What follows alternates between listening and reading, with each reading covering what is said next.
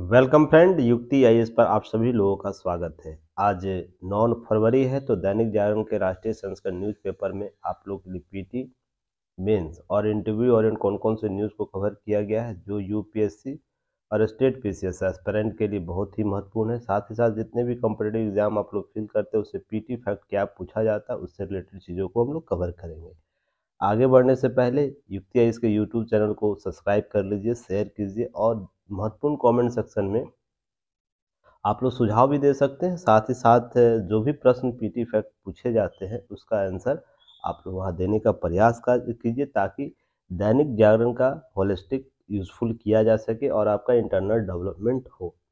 साथ ही साथ आप युक्ति आईएएस का ऐप भी डाउनलोड कीजिएगा। वहाँ पे एक कम्युनिकेशन ग्रुप बना हुआ है जहाँ पर आप दैनिक जागरण से रिलेटेड जो भी चीज़ें हैं आप वहाँ शेयर कर सकते हैं, अपने डॉक्यूमेंट को शेयर कर सकते हैं और जो भी प्रश्न आपसे पूछा जाता है उसका रिव्यू करवा सकते हैं। सभी जगह अवेलेबल है, आप लोग उसका लाभ लीजिए। साथ ही साथ ऐप डाउनलोड कीजिएगा तो बहुत सी चीज़ें आपको प्राप्त होंगी, जैसे क्या आप लोगों को टेस्ट अवेलेबल है, वहाँ पर बहुत से टेस्ट है, बहुत फ्री मटेरियल अवेलेबल कराया जा रहा है, बहुत से कोर्स अपडेट किए गए हैं जो बहुत ही लो प्राइस पर अपलोडेड है, तो आप उसे देख सकते हैं। एक बार विजिट करके देखिए कैसे वन स्टॉप सॉल्यूशन आपको देता है टू वे कम्युनिकेशन के साथ। तो हमारी फैकल्टी हमारी जल्द और भी जुड़ने वाली है, तो हम लोग इसी प्रयास में लगे हुए हैं, तो आप लोग कॉर्पोरेट सपोर्ट करते रहिए। देखिए कल आप लोग अभिभाषण पर जो बातें चल रही थी उससे संदर्भित चीज़ों को आप लोग ज़रूर सुनना चाहिए। पीएम हमारे देश के प्रधानमंत्री के द्वारा क्या-क्या, कौन-कौन सी बातें की गई थी, इनकी सूट क्यों कल चर्चा में रही है। कल इनका सूट प्रधानमंत्री का हमेशा चर्चा में रहता है, कल भी एक चर्चा उसका कारण रहा था, वो क्यों रहा था, ये सब आप लोग को जानना चाहिए।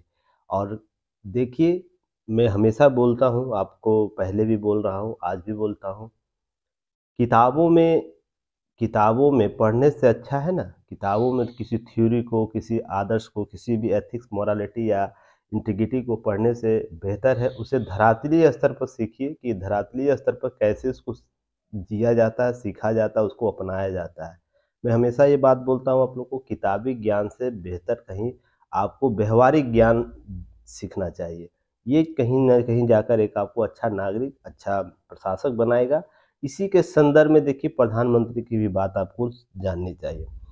प्रधानमंत्री किसी योजना को अगर लागू कर रहे हैं उसके संदर्भ में वो धरातलीय स्तर पर क्या कर रहे हैं ये सबसे ज़्यादा इम्पोर्टेंट है। और जब कोई व्यक्ति विशेष, ये हमारे साथ भी है, आपके साथ भी है, अगर कोई व्यक्ति विशेष कोई काम कर रहा है, मान लीजिए कोई थ्योरी देता है कि आप एक कॉन्सेप्ट लेकर चलते हैं कि मैं यूपीएससी क्लियर करूँगा 2023 में, ठीक ना? तो उसके लिए बहुत से धरातलीय स्तर पर काम करने होंगे, बस थ्योरीबाजी करने से हो जाएगा या चीज़ें टारगेट फिक्स कर लेना है कि 2023 में हम यूपीएससी क्लियर करेंगे या स्टेट पीसीएस वाले स्टेट पीसीएस क्लियर करेंगे। बस थ्योरी एक पेपर में कहीं दीवार पे चिपका देने से, उसमें कुछ-कुछ बातें लिख देने से, आदर्श बातें लिख देने से क्या सिलेक्शन हो जाएगा? नहीं ना। उसके लिए धरातल वे पे कुछ काम करना होगा। तो इसके लिए कुछ चीज़ें आपको करनी होती है। उसके लिए व्यावहारिक स्तर पर डेली प्रतिदिन आपको उस आदर्शों को पालन करने कुछ काम करना होता है। साथ ही साथ आपको अपने सिद्धांत व्यावहारिक स्तर पर दिखाने भी होते हैं। अर्थात जैसे कि अगर मान लीजिए आपने तय किया है तो उसके लिए डेली आपसे प्रश्न दैनिक जागरण में पूछा जा रहा है, उसके लिए प्रश्न का उत्तर आप देते हैं, एक ही धरातलीय से। दूसरा क्विज होता है, एमसीक्यू क्विज होता है टेलीग्राम चैनल पर, उसके लिए वो आप वर्क करते आके अटेंड वहाँ होते हैं, एमसीक्यू करते हैं। साथ ही साथ जो भी पीडीएफ है, जो भी आपको वर्क दिया जा रहा है वो करते हैं, साथ में जो भी मेंस का आंसर राइटिंग किया जा रहा है वो आप करते हैं। तो इसके लिए छोटे-छोटे पार्ट में कुछ काम करते हैं, तो ये व्यावहारिक स्तर पर काम आपका हुआ। इसी का समग्र प्रयास क्या होगा, जब सही दिशा में, सही तरीके से और सही समय पर आप कीजिएगा तो क्या होगा, आपका रिजल्ट होगा। यही मानक है ना? तो देखिए, हाल ही में आपको प्रधानमंत्री नरेंद्र मोदी के द्वारा, जो हमारे देश के प्रधानमंत्री, उनके द्वारा क्या एक योजना लाई गई थी, याद है? आपको याद होगा कि जो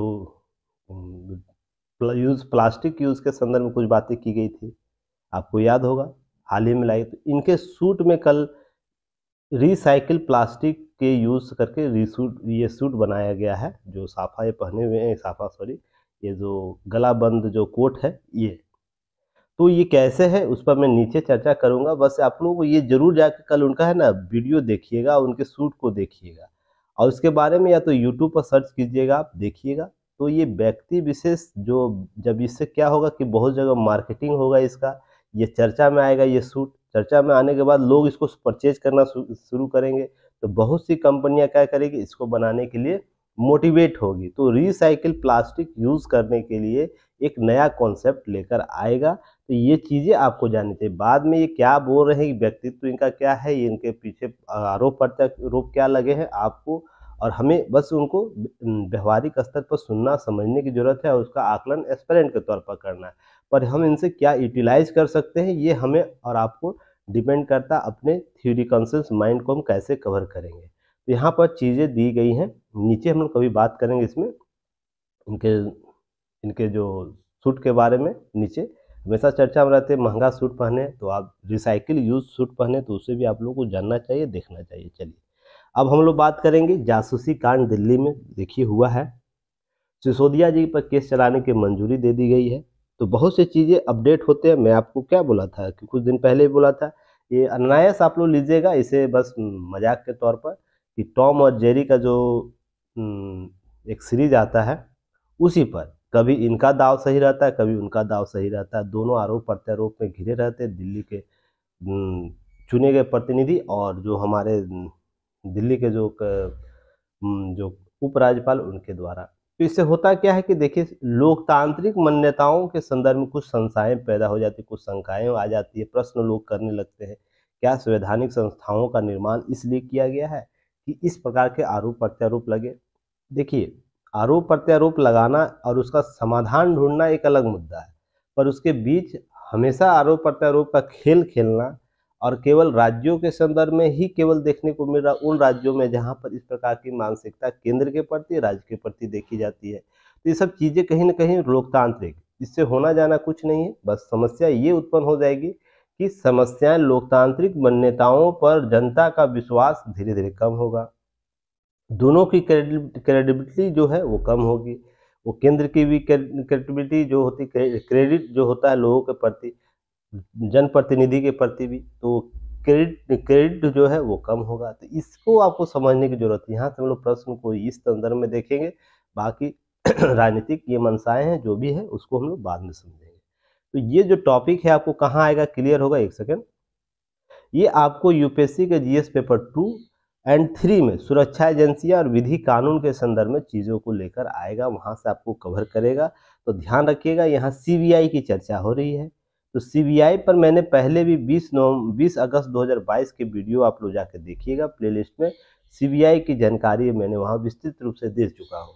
तो आपको वहाँ से वीडियो को कवर करना, सीबीआई के पॉइंट, सीबीआई क्या होता है, सीबीआई की गठन किस रूप से की गई थी, किस एक्ट के तहत की गई थी, सीबीआई की वर्तमान स्थिति क्या है, सभी पर चर्चा की जा चुकी है उसके स्टैटिक्स पार्ट पर। तो आपको क्या करना है, 20 अगस्त के वीडियो जाके देख लेना, चीज़ों को कवर करना है। सॉरी। अब हम लोग इस संदर्भ में सुनेंगे क्यों ये बात चर्चा में रही है। तो देखिए सीबीआई की प्रारंभिक जांच एक बैठी है, जिसमें सामने आया है, क्या आया है कि सरकार, जो राज्य सरकार है, दिल्ली राज्य सरकार, उसने फीडबैक यूनिट एक के जरिए राजनीतिक जासूसी कराई। एक फीडबैक यूनिट उन्होंने गठित किया था। उसने क्या किया कि उसके जरिए से राजनीतिक जासूसी की गई, इसकी पुष्टि किसने की, सीबीआई ने की है। तो यहाँ पर सीबीआई ने अनुरोध पर उप राज्यपाल वीके सक्सेना है ने उप मुख्यमंत्री सिसोदिया और एफबीयू से जुड़े 5 अन्य लोग, जो इस यूनिट से जुड़े जो अन्य लोग थे, उसको क्या किया, उस पर केस चलाने की संस्तुति दे दी गई और कड़ी टिप्पणी के साथ फाइल राष्ट्रपति को भेजा गया। तो यहाँ पर कड़ी टिप्पणी कहने का अर्थ है कुछ बातें यहाँ टिप्पणी के साथ, अर्थात मान लीजिए एक डॉक्यूमेंट होगा, ऐसा डॉक्यूमेंट है ना, डॉक्यूमेंट में बातें लिखी गई होंगी, यहाँ स्टार बना के टिप्पणी यहाँ लिख के स्टार बना के चीज़ों को भेजा गया कि माननीय राष्ट्रपति महोदय इस पर विचार ज़्यादा अधिक तरीके से किया जाए। तो ये टिप्पणी करके भेजा गया है, कहीं ना कहीं बहुत से चीज़ों को प्रश्न चिन्ह करेगा। तो इसे आप लोग को ध्यान में रखना है। उसके बाद हम लोग देखेंगे क्या था ये कमेटी, ये क्यों कैसे काम कर रहा था इस पर। फिर उसके बाद हम लोग आने वाले समय में देखेंगे राष्ट्रपति महोदय इस पर किस प्रकार से टिप्पणी करती हैं या तो किस प्रकार से एक्शन लेती है। फिलहाल यहाँ आप लोग को जानकारी ये चाहिए कि सीबीआई की जानकारी आपकी होनी चाहिए, सीबीआई किस रूप से काम करता है किसी भी मामले में। तो उसके लिए आपको नवंबर का वीडियो देख लेना है। साथ ही साथ ये 2015 में आप सरकार ही जो दिल्ली की सरकार है, केंद्र शासित प्रदेश दिल्ली की सरकार, जो निर्वाचित सरकार है, उनके द्वारा सतर्कता विभाग के द्वारा, और आपको मैंने सतर्कता विभाग भी पहले पढ़ाया है, तो उसके द्वारा मजबूत कराने के लिए एक फीडबैक यूनिट बनाई गई थी। तो इसे आप लोगों को जानकारी है कि फीडबैक यूनिट के संदर्भ में इसका उद्देश्य क्या था। इसका उद्देश्य, मान लीजिए जो भी विभाग है दिल्ली में, विभाग के लिए, स्वायत्त निकाय के लिए, संस्थाओं के लिए, और जो भी काम काज कर उनकी जानकारी या सूचनाएं एकत्र करने के लिए एक फीडबैक। और ये फीडबैक देखिए मंशा गलत तरीके से नहीं होती। ये जो संस्था था फीडबैक थ्योरी, ये बहुत जरूरी है हर संस्था में। मेरा भी यह मानना है कि किसी भी संस्था के लिए फीडबैक थ्योरी होना जरूरी है, वो निजी संस्था हो या सार्वजनिक संस्था हो, उसके लिए क्या होना चाहिए, फीडबैक थ्योरी होना चाहिए। फीडबैक लेने के लिए कोई ऐसे संगठन निर्माण होना चाहिए जिससे दो संगठनों के बीच, अर्थात एक संगठन और एक व्यक्ति विशेष या व्यक्ति समूह के बीच एक न्यूट्रल, एक कम्युनिकेशन ग्रुप होना चाहिए फीडबैक के थ्रू, ताकि इसमें इसकी क्या मांग है और इसका क्या डिमांड सप्लाई करना, इसके बीच के तालमेल को स्थापित कर सके, उसके बीच की चीज़ों को स्पष्ट कर सके। इसलिए यह बहुत ज़रूरी है। तो इसके लिए फीडबैक बनाई गई थी। ये देखिए मंशा गलत नहीं रही होगी, इनके बैकग्राउंड में, दिमाग में यही बातें चल रही होंगी कि एक फीडबैक बनाया जाएगा इसके लिए, एक इस प्रकार का, और उसका यूटिलाइजेशन कैसे किया गया ये सबसे ज़्यादा इंपॉर्टेंट हो जाता है। अब मान लीजिए मैं ही आपका युक्ति IAS पर एक फीडबैक चैनल बनाए हुए है ना, कि आप लोग का फीडबैक आप कभी भी 24 आवर आप दे सकते हैं। अब मान लीजिए आपका डाटा का मैं किस प्रकार से उपयोग कर रहा हूँ, ये मेरी नैतिक जिम्मेदारी होनी चाहिए ना। हो रहा है ना कि मैं इस डाटा को कहीं और शेयर कर दे रहा हूँ या नहीं कर रहा, पर हमारे यहाँ ऐसा फीडबैक नहीं रखा हुआ है। आपको मेरे ही संस्थान का आपको कॉल जाता है, जो भी फीडबैक चीज़ें जाती होंगी, तो ये सबसे ज़्यादा इम्पोर्टेंट रहता है। नैतिक जिम्मेदारी होनी चाहिए किसी भी संस्था के गठन के बाद सर, कि हम इस फीडबैक यूनिट का गठन कर रहे हैं किस उद्देश्य से, इसका उद्देश्य क्या है, इसका लक्ष्य क्या हम लोग रखे हैं, इसको किस प्रकार से गतिविधि कंट्रोल किया जाएगा, ये इम्पोर्टेंट हो जाता है। तो ये आपको गांधी जी का वो थ्योरी याद रखना चाहिए कि साधन और साध्य दोनों क्या होने चाहिए, पवित्र होने चाहिए, तो ही जाके उसके उद्देश्य जो है ना, लक्ष्य प्राप्त किए जा सकते हैं पवित्रता के साथ, है ना। नहीं तो कोई ना कोई प्रश्न चिन्ह उठाएगा ही। तो यही चीज़ आपको यहाँ पर गांधी जी के थ्योरी को अप्लाई किया जाना चाहिए, आपको ये सब चीज़ें समझनी चाहिए। तो यहाँ पर देखिए जानकारियाँ एकत्र तो कर रहा था, 2016 में ये काम करना शुरू हुआ, 2015 में गठित हुआ।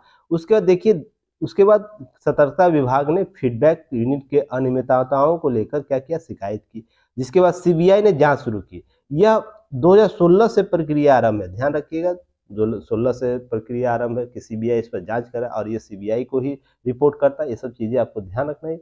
2017 में यह यूनिट शुरुआत होने के बाद यूनिट भंग कर दिया गया। देखिए 2015, 2016 और 2017, मात्र इसके 1 वर्ष के कार्यकाल के बाद यह यूनिट भंग कर दिया गया। इसके पीछे क्या मंशा रही होगी, यह अब रिपोर्ट में गया है, सरकार जवाब देगी, तब हम इस पर बात करेंगे। अभी हम लोग को राजनीतिक पार्टियां तो है नहीं ना, तो आरोप प्रत्यारोप लगा देंगे, तो वेट एंड वॉच करेंगे। बस इसकी जानकारी आपकी होनी चाहिए, ये काम कैसे कर रहा था, उसके बाद ये किस रूप से अपना प्रोग्रेस रिपोर्ट दिया, उसके बाद ये चीज़ें आपको उभर कर सामने आई। तो उसके बाद CBI, देखिए CBI ने LG को भेजी अपनी रिपोर्ट में, कहा क्या है कि भ्रष्टाचार पर लगाम लगाने के लिए जो रिपोर्ट फीडबैक टीम थी, वो राजनीतिक खुफिया जानकारी एकत्र कर रही थी। रिपोर्ट में कहा गया कि 2015 में कैबिनेट प्रस्ताव पास किया गया था, लेकिन कैबिनेट नोट प्रसारित नहीं किया गया। अगर मान लीजिए किसी संगठन का निर्माण कर रहे हैं या किसी भी तरीके समिति का निर्माण कर रहे हैं, आप कैबिनेट में निर्णय ले रहे हैं, तो कैबिनेट में निर्णय लेने मात्र से उसका गठन नहीं हो सकता है। उसके लिए आपको पब्लिक डोमेन पर या तो प्रेस नोट जारी करना होगा या कैबिनेट नोट जारी करना होगा, और संबंध जो संस्थाएं हैं, जो आपसे उच्चतर जो राजनीतिक संस्थाएं गठित की गई, उसको एक नोटिफिकेशन देना होगा, बताना होगा। तो ये इंपॉर्टेंट काम आपने नहीं किया था, उसके बाद ये चीज़ें की गई थी। तो कहीं ना कहीं ये प्रश्न चिन्ह आपको खड़ा कर देता है। और ध्यान रखिएगा, इसमें बातें एक चीज़ भी की गई है सॉरी। उसके बाद देखिए इस रिपोर्ट में क्या कहा गया कि 60% है ना हिस्सा उसके दायित्व से जुड़ा, जबकि शेष 40% रिपोर्ट क्या राजनीतिक खुफिया एवं विधिक गोपनीय जानकारी को इकट्ठा किया था इस रिपोर्ट में, फीडबैक टीम ने। तो ये इंपॉर्टेंट हो जाता है कि आपने 40% क्या किया था कि आपको खुफिया चीज़ें जानकारी एकत्रित की थी। अब वो खुफिया जानकारी किस रूप से थी, इसके लिए आपको क्या करना है, अब रिपोर्ट बैठेगा, जो भी माननीय राष्ट्रपति के द्वारा यह निर्णय लिया जाएगा वो काम किया जाएगा, ठीक है ना। उसके बाद ये जानकारी आपको साझा साझा किया जाएगा, फिर हम लोग बात करेंगे इस पर। फिलहाल इतना ही जानकारी रखना है बस कॉन्शियस माइंड में। और जब इसका आप लोग नोट बनाइएगा, क्या करना है, पेज आपको छोड़ देना है, 3-4 पेज छोड़ देना है। ये भी इस पर बहुत घमासान होगा, ध्यान रखिएगा। बहुत सी चीज़ें उभर कर सामने आएंगी, बहुत से लोग प्रश्नगत होंगे, तो उस पे सभी दायरों को हम लोग को कंप्लीट करना है। इसमें प्रशासनिक, राजनीतिक और जो दिल्ली और केंद्र के बीच जो संबंध है उसको स्पष्ट करेगा, संस्थाएं स्पष्ट होंगी, और उसके बाद कर्तव्य, मौलिक केस स्टडी फिर इसके बाद आपको एक मिल जाएगा। तो इसके बाद इतने डायग्राम कवर करना होगा, इसके लिए 3-4 पेज आपको छोड़ देना है। इसके नोट आज जो बनाइएगा आप लोग ना, उसके बाद 3-4 पेज एक्स्ट्रा छोड़ देना है ताकि अपडेट बाद में कर लिया जाए। चलिए नेक्स्ट हम लोग देखेंगे। इसके बाद देखिए, कर्ज पर ज़्यादा ब्याज देने को रहिए तैयार, बढ़ेगा ईएमआई का दर। तो यहाँ पर बात है कि रेपो दर ये सब में बाजार जो समिति है, मौद्रिक समिति, वो पुनः बढ़ोतरी की है। तो इसमें ध्यान रखिएगा, ये जो आपको न्यूज़ है, आपको यूपीएससी का जीएस पेपर 3 में आरबीआई मौद्रिक नीति या नीतियों से संबंधित जो टॉपिक है उस पर कवर करेगा। स्टेट पीसीएस वाले स्टूडेंट आपको क्या करना, ऐड कर लेना अपने टॉपिक से। अब देखिए कि कल क्या हुआ है, और इस पर मैंने विस्तृत जानकारी आप लोगों को पहले भी दिया है। मौद्रिक नीति क्या होता है, इससे संबंधित क्या है, मौद्रिक नीति किस प्रकार से बैठती है, उसके लिए आरबीआई दिशा निर्देश क्या है, साथ ही साथ बैंक दर, रेपो दर, एसएलआर, डीएसएलआर सभी होता है ना, थ्योरी होता है, कॉन्सेप्ट होता है, सभी पर मैं पहले बात कर चुका हूँ 6 अगस्त के वीडियो में। तो आप लोगों को क्या करना, 6 अगस्त के वीडियो में, नहीं तो फिर आपको अगर समय मिलेगा तो आप जरूर देखिएगा, क्योंकि जो बातें की जाती है, बहुत सी चीज़ें बताई जाती है। नहीं तो की पॉइंट आपको आज इवनिंग में आप लोग को अपलोड कर दिया जाएगा, ये सीबीआई वाला भी, और आपको ये दोनों का की पॉइंट पहले का जो है अपडेट करके दे दिया जाएगा, ताकि आप लोग इसको देख सके। फिलहाल इससे न्यूज़ क्या लेना है, देखिए क्या हुआ, रेपो रेट में फिर 0.25% की बढ़ोतरी की गई, ऐलान किया गया। इसे जानकारी में रखना है। तो यहाँ पर देखिए 2-3 चीज़ें याद रखिएगा। लगातार कैसे रेपो रेट को बढ़ाया गया है, तो आप लोग को ध्यान रखना है। यहाँ पर डाटा दिया गया है। इस डाटा को आप लोग जैसे भी हो रहा, आप या तो ऐसे लिख सकते हैं डाटा को यूज़ करके, ठीक ना, या तो आपको एक आलेख ऐसे भी बताया गया ना कि कैसे कैसे बढ़ता है, ये भी आलेख बताया गया। इस तरीके से भी आपको, या इस तरीके से भी आपको एक ग्राफ बनाकर कवर करना है। आप यूटिलाइज कीजिएगा इस ग्राफ को, ताकि एग्जाम में कभी भी कहीं भी यूज़ किया जा सके। हर चीज़ को देखिए, आप अधिक चीज़ों को कम समय शब्दों में लिखने की टेक्निक को डेवलप कीजिए। इसलिए चीज़ें बार बार मैं बोलता हूँ कि आप लोग है ना, अपने आप को स्मार्ट बनाइए। ऐसा नहीं है कि बस चीज़ें आप पढ़िए, रटिए उसे और उसी तरीके से लिखना है। आपको करना क्या, स्मार्ट वर्क करना है। ये सब चीज़ों को ध्यान रखना है। ग्राफ, पाई चार्ट, डायग्राम, बहुत सी चीज़ें अपडेट होता है, उसे ज़रूर करिएगा। देखिए नेक्स्ट है, यहाँ पर देखिएगा, रेपो दर रेट में दर बढ़ाकर 6.50% हो गई। तो ध्यान रखिएगा रेपो दर। तो इसके बाद बैंक दर भी बढ़ जाएगा, आपको ध्यान रखिएगा। रेपो दर कुल 2.50% अर्थात 250 आधार अंक की वृद्धि 2022 के बाद की गई है। तो मई 2022 के बाद वर्तमान में कितना, 2.50 अर्थात 250 आधार अंक की वृद्धि की गई है। इसके लिए देश के सस्ते कर्ज दर को समाप्त हो चुका है। पिछले वर्ष होम लोन की औसत दर 7.50 थी, अब कितना हो गया, होम लोन बढ़ के 1% बढ़ा है, तो 8.50 हो गया, तो 8 से 9% तक हो चुकी है। तो ध्यान रखिएगा। तो 1 आधार अंकों का, 100 आधार अंकों का यह बढ़ोतरी हुआ है। तो आपको ये सब चीज़ें याद रखने थे, अर्थात कर्ज लेना महंगा हो जाएगा। पहले 100 रुपया हम लेते थे, कितना रुपया देते थे, 100 रुपया में मान लीजिए 7.5 पर, तो इसके बाद 17.50 आपको बढ़ जाएगा। इसी तरह अब है कि 18 पॉइंट आपको इस तरह कर्ज बढ़ाने पड़ेंगे। तो ये ध्यान रखिएगा, इस तरह बढ़ोतरी आपको हो जाएगी। 3 दिनों तक 6 सदस्यीय समिति नीति जो है, मौद्रिक नीति है, जिसे हम लोग MPC मौद्रिक नीति तय करने वाली समिति भी बोलते हैं, कि बैठक के बाद समिति के अध्यक्ष RBI गवर्नर शक्तिकांत दास ने यह संकेत दिए कि आने वाले दिनों में रेपो रेट और भी बढ़ाया जा सकता है। तो अर्थात रखिएगा, अभी कर्ज आप लोग को महंगा मिलेगा। इससे ये क्यों होता है, 2-3 कारणों से बताया कर्ज क्यों आपको बढ़ाया जाता है, अर्थात जो मुद्रास्फीति है उसको कंट्रोल करने के लिए, बाजार में जो अधिक मूल्य चला गया है उसको कंट्रोल करने के लिए, ताकि जो महंगाई दर है उसको कंट्रोल किया जा सके, लोग परचेज कम कर सके। ये सब आंकड़े आपको इसलिए बढ़ाए जाते हैं। अभी देख रहे हो महंगाई दर बढ़ गया है, चीज़ें बढ़ गई हैं, अर्थात लोगों के पास या तो क्या हो सकता है, दो ही स्थिति हो सकती है, अधिक पैसा है इसलिए ना इसको कंट्रोल करने के लिए सब चीज़ें की जाती है। इसका विपरीत भी होता है कि इन सब चीज़ों को ध्यान में रखना है और चीज़ें ध्यान रखनी है। तो 6 सदस्यीय मौद्रिक नीति समिति क्या होती है, मौद्रिक नीति समिति क्या होती है, इस पर हम लोग चर्चा करेंगे। अभी बाकी चीज़ें आपको पहले भी, और देखिए दिसंबर में खुदरा महंगाई दर देखिए 5.7% था, जो अप्रैल में 8 देखिए, इसलिए जो महंगाई दर बढ़ी है, खुदरा महंगाई दर, उसको कंट्रोल करने की सब चीज़ें जाती है, ये सब नीतियाँ अपनाई जाती है ताकि बाजार से पैसे को वापस लाया जा सके और लोग परचेजिंग को कम किया जा सके। तो ही तो महंगाई बढ़ गई, लोग देने के लिए तैयार है तो ही तो ना। तो ये सब चीज़ों को ध्यान रखना है। बाकी चीज़ें आपको यहाँ पर दी गई है, जो आपको और भी चीज़ें आपको जानकारी रखनी है। चलिए हम लोग बात करेंगे क्या मौद्रिक नीति समिति क्या होती है। तो ध्यान रखिएगा, आरबीआई एक्ट जो है 1934 जो है, संशोधन 2016 में इसमें किया गया था। उसके धारा 45 ZB, आपको ये धारा याद रखना है, आरबीआई के एक्ट धारा 45 ZB के तहत 6 सदस्यीय मौद्रिक नीति MPC के गठन का अधिकार इसे देता है, आरबीआई को देता है। तो ध्यान रखिएगा, कब, 2016 संशोधन के बाद से। किस धारा के तहत, 45 ZB के तहत। तो ये 6 सदस्यीय आपको मौद्रिक नीति गठित कर सकता है आरबीआई। इस धारा में कहा गया है कि मौद्रिक समिति जो होगी, मौद्रिक नीति समिति जो होगी, मुद्रास्फीति लक्ष्य को प्राप्त करने के लिए आवश्यक नीति दर निर्धारित करेगी।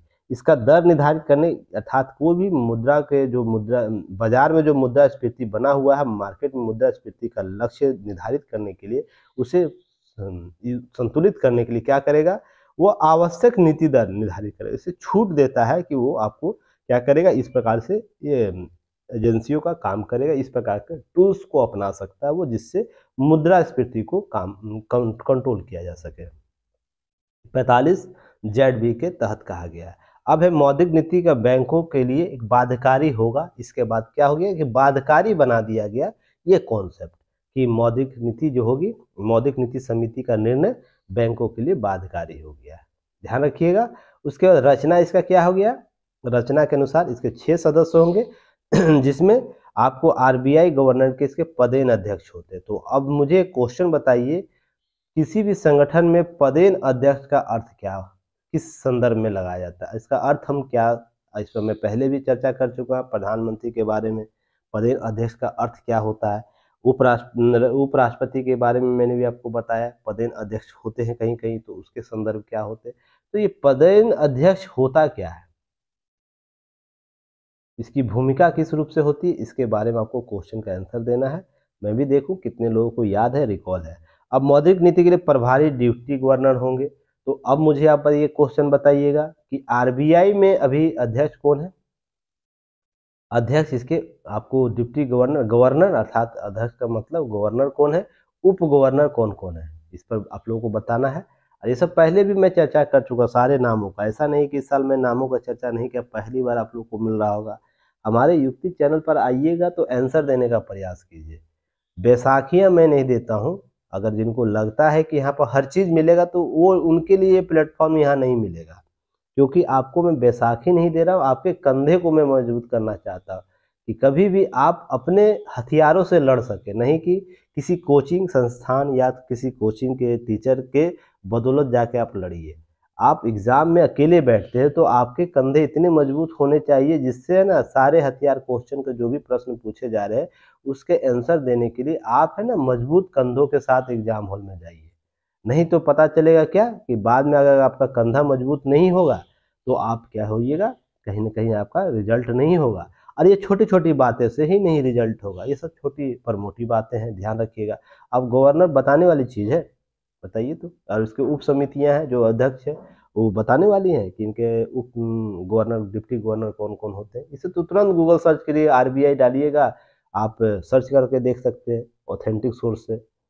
और हाँ, एक चीज़ और, कल कल एमसीक्यू में किन्हीं अभ्यर्थी के द्वारा किसी क्वेश्चन के करेक्शन कराया गया था। तो देखिए करेक्शन में आप लोग डाटा भेजते हैं क्या, किसी कोचिंग या ऑनलाइन का क्या कहते हैं रेफरेंस, वो वैलिड नहीं होता है, ध्यान रखिएगा। उन पर कभी भी वैलिडेशन नहीं बनता है। आप कभी भी अगर किसी प्रकार से गलती होता है तो उसका वैलिड केवल एनसीईआरटी से होगा, एनसीईआरटी या ऑथेंटिक बोर्ड बुक सीरीज से होगा जो मान्य। और ध्यान रखिएगा ऑथेंटिक बुक कहने का मतलब ये भी नहीं है कि हम मान लीजिए हम इस बुक को लेकर जाएंगे, लक्ष्मीकांत या इस प्रकार से बुक को हम लेकर जाते हैं किसी भी ऑथेंटिक ऑथराइड राइटर का, तो भी आयोग उसे नहीं मानेगा, एनसीईआरटी को ही फॉलो करेगा। ध्यान रखिएगा या वेबसाइट, गवर्नमेंट के वेबसाइट पे जो चीज़ें लिखी हुई उसको ही मानेगा। तो कोशिश कीजिएगा कभी भी सर्च करना है किसी भी क्वेश्चन क्यूरी को, गलत क्वेश्चन के क्यूरी को क्या करना, ऑथेंटिक साइट से करना है या तो एनसीईआरटी से करना है।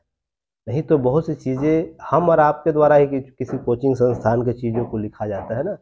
मान लीजिए और आपको इंडिया में कॉपी पेस्ट सिस्टम है, एक क्वेश्चन अगर कोई गलत कर दिया तो दूसरा कोचिंग संस्थान भी वही गलती करता जाएगा, तीसरा भी वही, क्योंकि कोई वेरिफिकेशन नहीं करता है। तो यहाँ ध्यान रखिएगा। तो आपको ये चीज़ें अभी मुझे याद आ गया, रिकॉल आ गया, इसलिए मैं बता दिया, तो सभी लोग कंसर्न्स रहेंगे। कुछ चीज़ें होती है, देखिए गलती हो जाता है, एमसीक्यू सीरीज होता है। अब मान लीजिए कुछ चीज़ें लिखने वक्त अपडेट हो जाता है, वो आप लोग करते हैं, रिव्यू देते हैं, बहुत अच्छी बात है। पर ध्यान रखना जब भी वेरिफिकेशन करना तो ये थ्योरी अपनाना है, आदत बनाना है, ताकि आगे आने वाले समय में दिक्कत ना हो। अब यहाँ पर देखिएगा, यहाँ पर प्रभारी डिप्टी गवर्नर होंगे इसमें, साथ ही केंद्रीय बोर्ड के नामित बैंक भी इसके एक अधिकारी होंगे, और केंद्र सरकार द्वारा नियुक्त 3 व्यक्ति हो। तो प्रश्न यहाँ से बहुत बार स्टेट पीसीएस यूपीएससी ने पूछा है, मौद्रिक नीति समिति में सरकार के कितने सरकार द्वारा नियुक्त कितने व्यक्ति होते हैं, तो 3 होते हैं, 2 होते हैं, 5 होते हैं, 4 होते हैं, ऐसे पूछा गया है। या तो आरबीआई की मौद्रिक नीति में संबंधित क्या सूचनाएं सत्य, 1 2 3 कर देगा और उसके बाद ए में दे देगा केवल 1, केवल 2, केवल 3, तो इसमें ये सब का आपको ना वर्गीकरण कर देगा। तो आपको इसे सेलेक्ट करना है, इस प्रकार से प्रश्न आपको कैरी करना है, ठीक है। अब नोट याद रखना है, इस प्रक्रिया के तहत अर्थशास्त्र या बैंकिंग या वित्तीय मौद्रिक नीति के क्षेत्र में ज्ञान और अनुभव रखने वाले सक्षम और निष्पक्ष व्यक्तियों को ही नियुक्ति की जाएगी, जो सरकार नियुक्त करेगी। अर्थात इस फील्ड के जो विद्वता रखते होंगे उन्हीं की नियुक्ति सरकार करती है। इसके बाद प्रथम एमएसपी जो है उसके नियुक्ति गठित कब किया गया था, 29 सितंबर, याद रखिए इस 2016 को, क्योंकि 2016 में संशोधन करके इस समिति को लाया गया था। तो 29 सितंबर 2016 प्रथम समिति का गठन किया गया है। उसके बाद याद रखना है एमएसपी जो मुद्रास्फीति का लक्ष्य प्राप्त करने का आवश्यक नीतिगत रेपो दर निर्धारित करता है। देखिए रेपो दर की चर्चा ही, बैंक दर क्यों निर्धारित नहीं किया गया, एसएलआर क्यों निर्धारित नहीं किया, रेपो दर से ही सारी चीजें आपको रेगुलेट होते हैं, तो रेपो दर को निर्धारित करता है।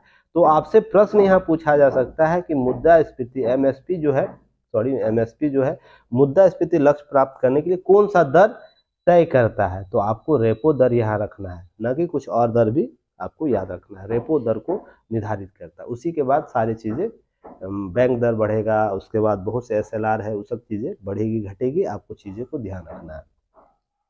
उसके बाद एमएसपी साल में कम से कम 4 बार बैठ के करता है, ध्यान रखिएगा 4 बार बैठ के करता है, और इसमें बैठक का कोरम 4 सदस्यों का होता है, कम से कम 4 सदस्य होने चाहिए। जैसे लोकसभा में 10% होना चाहिए ना, 1/10 कुल सदस्यों का 10 भागा 10, तो उसी तरह यहाँ पर जो भी सदस्य होंगे 6 में से 4 का होना बहुत जरूरी है, तभी जाके ये कोरम पूरा होगा और क्या करेगा आपको ये एमएसपी का बैठक चालू होगा। तो ध्यान रखिएगा ये सब प्रश्न आपको पूछा जाएगा। साथ में एमएसपी का प्रत्येक सदस्य एक मत का होता है, अर्थात जितने भी सदस्य हैं उनका एक मत होगा, उसी पर बहुमत समानता, मतों के समानता की स्थिति में गवर्नर के पास दूसरा और निर्णायक मत देने का अधिकार होता है। तो यहाँ पर भी प्रश्न आपसे पूछा जा सकता है कि एमएसपी समिति में निर्णायक मत में किसको है ना मत देने का अधिकार है, तो ऑटोमेटिक गवर्नर को होगा, क्योंकि वो बड़े हैं पदों में, तो इसलिए निर्णायक मत अध्यक्ष को ही दिया जाएगा ना। यहाँ हुआ एमएसपी के संदर्भ में। बाकी चीजें जो है बैंक दर है और भी रेपो दर है, क्या है एसएलआर क्या है, रिवर्स रेपो रेट के दर क्या है, सभी पर चर्चा आपको कहाँ मिलेगा, आपको 6 अगस्त के वीडियो में वहाँ पर विस्तृत चर्चा की। जितने भी टर्मिनोलॉजी यूज किया जाता है आरबीआई के द्वारा, सभी पर चर्चा उस दिन के वीडियो में किया गया। तो आप उस वीडियो को देख लीजिएगा। नहीं तो ऐप आपको क्या है ना, ऐप पर अपडेट किया जाता है ना Dainik Jagran news analysis series में, उसमें आपको की नोट्स के तौर पर आपको अपडेट कर दिया जाएगा। चलिए नेक्स्ट हम लोग बात करेंगे। उम्मीद करता हूँ जो भी चीज़ें आप लोग समझाए जाते हैं उसे यूटिलाइज कीजिएगा, उसे व्यवहारिक तौर पर यूज़ कीजिएगा। अब देखिए, चीन में कल भी मैंने चर्चा किया था कि चीन में जो गुब्बारा भेजकर भारत की जासूसी की है, भारत यह अमेरिकी जो अमेरिका में जो जासूसी गुब्बारे को फोड़ा गया, गिराया गया है, उसमें बातें उभर कर सामने आई है। तो भारतीय खुफिया एजेंसी के बाद एक प्रश्न चिन्ह आ जाता है कि आपको कैसे पता नहीं चला कि आपके सीमा क्षेत्र में इस प्रकार की जासूसी की गई है। अगर 1% भी सत्य बातें अमेरिकी एजेंसी के द्वारा बोली जा रही है तो आपके 100% आप पर सवाल किए जाएंगे। तो ये सबसे इम्पोर्टेंट पार्ट हो जाता है। अब इस पर देखिए प्रतिक्रिया क्या आती है, हम लोग वेट एंड वॉच करेंगे, तब इस पर हम एक्स्ट्रा एफर्ट के साथ बातें करेंगे। फिलहाल इस पर जो अंतर्राष्ट्रीय नियम है गुब्बारे पर मैंने कल चर्चा किया हूँ, आपको उसको जाके वीडियो को देख लेना है। और यह जासूसी जो क्रम है भारत के साथ साथ अन्य क्षेत्रों में जो चीन करता आ रहा है 2018 के बाद से, तो इसे भी आप लोग को जानकारी रखनी चाहिए। नया टेक्निक डेवलप किया गया कि जो पहले चलाया जाता था जासूसी के लिए गुब्बारे का, तो अब नए तरीके से चीन इसे यूटिलाइज कर रहा है। तो एक नया सिर का दर्द सारे देशों को ये देगा। अब देखिए यहाँ पर केंद्र में जो समांतर जासूस के लिए गुप्त एजेंसियां बनाई गई थी, उसमें दिल्ली और जो उप मुख्यमंत्री सिसोदिया जो है 5 अन्य केंद्रीय जांच के केस चलाए, उस पर विस्तृत रूप से चर्चाएं की गई है। जो बातें मैं वहाँ ऊपर बोला ना, उस पर विस्तृत चर्चाएं यहाँ की गई है। तो जो स्क्रीनशॉट भेजा जाएगा, क्या करिए यहाँ से अंडरलाइन जो किया गया है उसको की पॉइंट पे ऐड कर लीजिएगा, देख लीजिएगा, इसके कुछ पॉइंट आपको नोट आउट कर लेना है, ठीक है ना। इस पर विस्तृत कुछ बातें नहीं करनी है। जब रिपोर्ट आएगा, राष्ट्रपति इस पर क्या राय लेंगी, उसके बाद जो चीज़ें उभर कर सामने आएंगी तो उस पर विस्तृत हम चर्चा फिर करेंगे। फिलहाल आपको क्या करना है, इसके लिए की नोट्स आपको तैयार करके रखना है। अरे जो चीज़ लिखा हुआ उसी को दोबारा पढ़ने से कोई फायदा है, बताइए। तो जो चीज़ें थी बताना, मैंने वहाँ कवर कर चुका हूँ, उसे बाद में हम लोग देखेंगे, ठीक है। चलिए नेक्स्ट हम लोग आएंगे नीचे। देखिए मैं यहाँ यही बात कर रहा था, इसको आप लोग देखना चाहिए। मोदी ने पहनी है प्लास्टिक की बोतलों से बनी जैकेट।